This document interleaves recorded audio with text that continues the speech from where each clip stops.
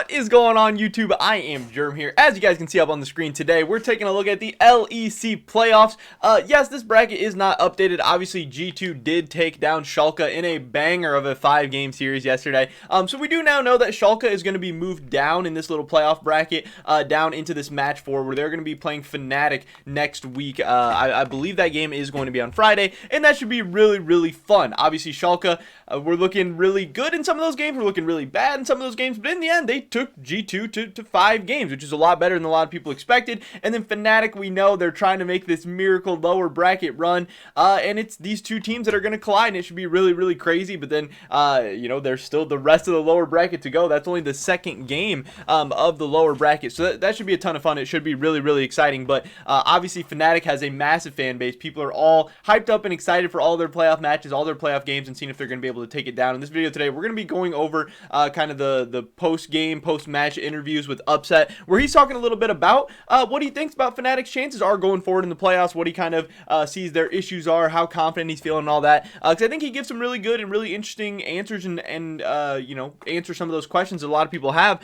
of seeing if Fnatic can do this. Can they pull it off? Can they knock down some of these top teams? So this should be a really, really fun one. But before we get into that, I just want to mention real quick, if you guys have not already, please take a second and smash that like button. I would appreciate it a ton. Really helps me out with the YouTube algorithm. Also, subscribe to stay up to date on all my latest content so you guys don't miss out on anything we got going on in the future. With that being said, let's get right into this. This is Upset talking with Quickshot and Vedi after the Fnatic SK series, where obviously Fnatic won 3-1.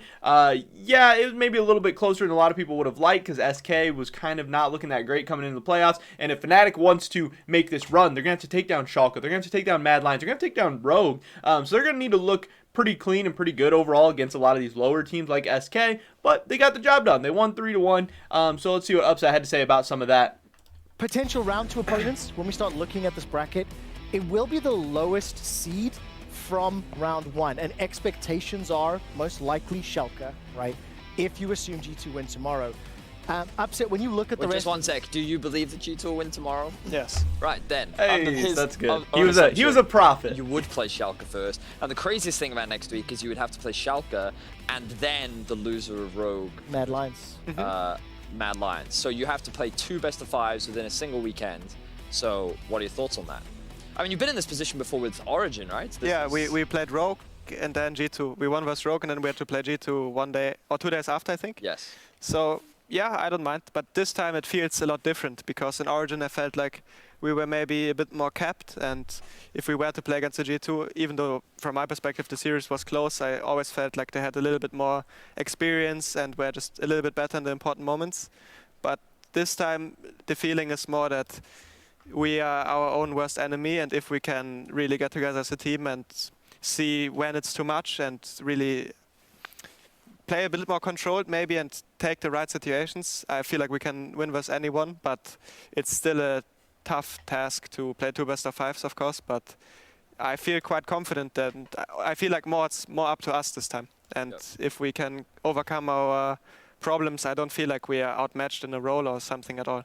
I really like the... So, obviously, that was really, really good to hear. That also, I'm glad that Upset did say that, because that's obviously what most other people think. It's glad that, you know, the teams, the players, all the analysts, people on Twitter, Reddit, everything are all on the same page, that this Fnatic team is very, very talented. Obviously, we know that they have veterans at every single position. You know, Self-Made's kind of like the newer guy on the block, but I mean, everybody else has kind of been there, done that. Upset's been playing for a while. Niski's done like everything. He's gone to Worlds. Bwipo and Hylissang, obviously world finalists.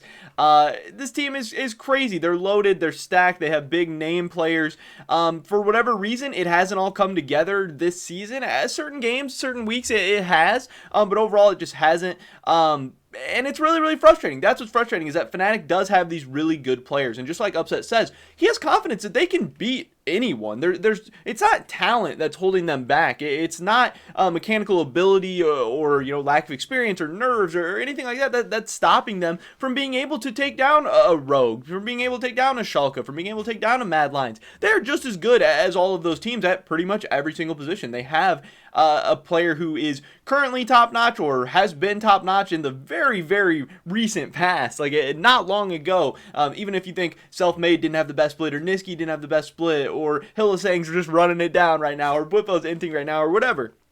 And then obviously with Upset coming in, having like an MVP-like season, an MVP-like split for Fnatic, replacing Reckless, this team should be better than they are. They should be more hyped up. They should be excited. You know, it shouldn't have been like, are they going to take down SK? You know, it should be, is this team going to make it to the finals? Is this team going to, you know, have another banger series with G2 in the finals? Because I really believe that this team can, just as talent-wise, can go toe-to-toe with like a Rogue or someone in a best of 5. Now, obviously, that's not how it's looked this season. That's not how they've been able to put it together. But Upset does feel like as long as they get what they need to together, they can go toe-to-toe with anyone. And I think that's awesome to hear. I think this, again, it makes it frustrating that they have that talent and aren't able to put it together. But it also makes it really, really exciting and fun to watch, knowing that if this Fnatic team does click in any one of these best of 5s, in any one of these games, or even in the playoffs as a whole, they can be scary. They can go on a run. Some of these teams, you know, they'll have a good game or they'll have a good series and it's kind of like a flash in the pan and then they kind of come back to normal, where if this Fnatic team clicks, if they get hot, the whole league's got to watch out. They have enough talented players to where they can just go on an absolute run. And they have huge carries. They have role players. They have guys with a ton of experience. They have, you know, a pretty good coaching staff overall. They have enough talent to get this done. So it'll be interesting to see if they're able to do it. Obviously, they got Schalke. Then they have the loser of Rogue Mad Lions after that. And who knows if they'll even beat Schalke. Because, again, Schalke is going to be a very, very tough test.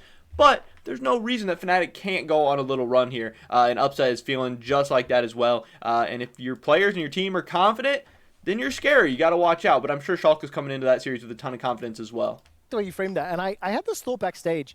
What is the approach to this play style? And like, one of the ways I look at it, if you're able to play proactively, aggressively, create these scenarios, and then you learn to control it, that's always going to be, in theory, a stronger team than a team that cannot be proactive, right? It's easier to slow yourself down than it is to speed yourself up. Well, maybe for some. But I asked Vedius this question, and I'm going to ask you now, Upset. Does Yamato Cannon kind of encourage this? And the reason I ask is when I think back to Yamato coaching Vitality along with Chizuke and Attila and thinking about that play style of when they went to Worlds, it was all about in your face. It was create the opportunities. So is this something that as a team, as an organization, you actively pursue and you know, actively lean into? I think it's just... I mean, so obviously it's a really good question that we hear kind of all the time, the difference between the fast and the slow teams. I mean, when we look at the teams who have been good recently, like all the Chinese teams that have just been popping off the last couple of years, even when we look at like G2 or something, and even a lot of the European teams that have had success, like you said, Vitality, who went to Worlds and kind of had you know, a surprising performance and played probably better than their players even were. It's all about getting up in your face, making fast, making proactive plays, forcing the other team into mistakes, not just necessarily trying to capitalize on their mistakes, because you can do that also, but trying to create plays, trying to create kills, trying to create advantageous situations, rather than just sitting back and waiting for the team to make a mistake, because sometimes when you play some of those better teams in the world, there's not mistakes to be made. And I think this has been the problem with a lot of North American teams like your TSMs, your Team Liquid. It's been the common criticism of them is that they're too slow. They don't create their own leads. They don't do anything proactive against a good team. They're just going to be looking for an opening for 40 minutes and then lose because they never find it. But, you know, Fnatic, they kind of have the opposite problem right now. They're just go, go, go, go, go, never stop ever. Hylissang has the most deaths in the lead. Whippo's got like the 5th most deaths in the lead ever. Like, they're just dying so much. They're finding deficits for themselves, unfortunately. Yeah, they're getting a lot of kills. They're creating a lot of gold, but the other team's creating a lot of gold too, and it's not that difficult to punish because, you know, they're just not showing enough respect or restraint.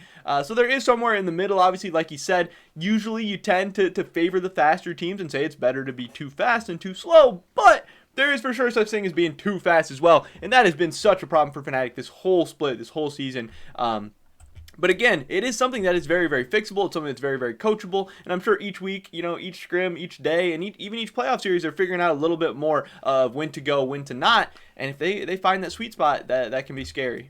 Our natural side, I think Yamato sees that we can create leads as a great asset of our team.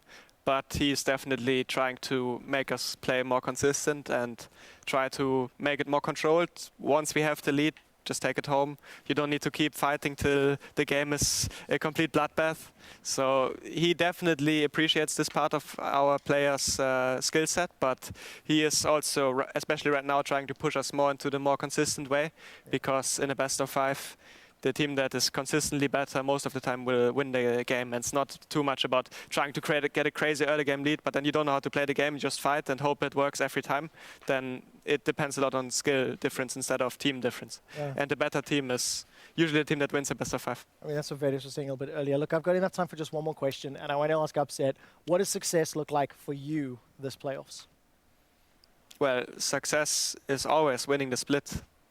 I'm not saying we are right now in the greatest spot or that people should expect it, but no, I went to finals or like made it deep multiple times, and if you lose, you don't feel like you succeeded. So if you don't win, then it's not really a success for me. Going to pick up the title, that's it. Upset, thank you so much for joining us. Congratulations on this. So overall, yeah, I just thought that was a really, really great interview from Upset. It went on a little bit beforehand too. If you guys want to check it out, this is just the kind of the VODs on YouTube from the LEC broadcast. Obviously, they talked about a lot of different stuff. I thought Upset is overall a really good interview. You know, he speaks pretty well, gets his ideas across pretty clearly. And yeah, obviously, like he said, maybe you shouldn't expect Fnatic to win. Maybe they're not favored to win or anything like that. But he's going for that trophy.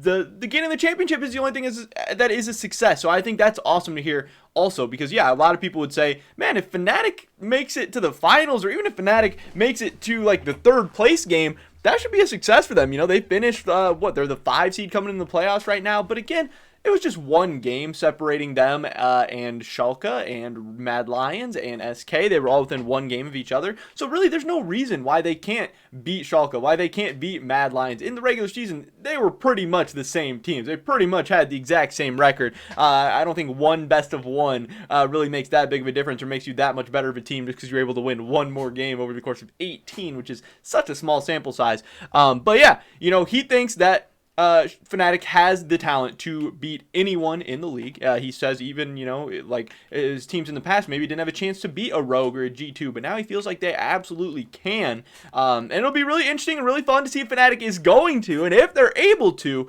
But yeah, Fnatic and Upset are hyped up. They're excited. They're confident. And that could be a scary, scary thing. But that's pretty much everybody's video today, guys. Definitely drop a like if you enjoyed it. Leave a comment down below. What do you think is going to happen with Fnatic? Do you think they're going to make it all the way to the finals? Do you think they're going to lose to Schalke, Mad Lions, Rogue? I'd love to hear your guys' thoughts and opinions on anything we've talked about in today's video. Subscribe to stay up to date on all my latest content. Hopefully, I catch you guys in the next one.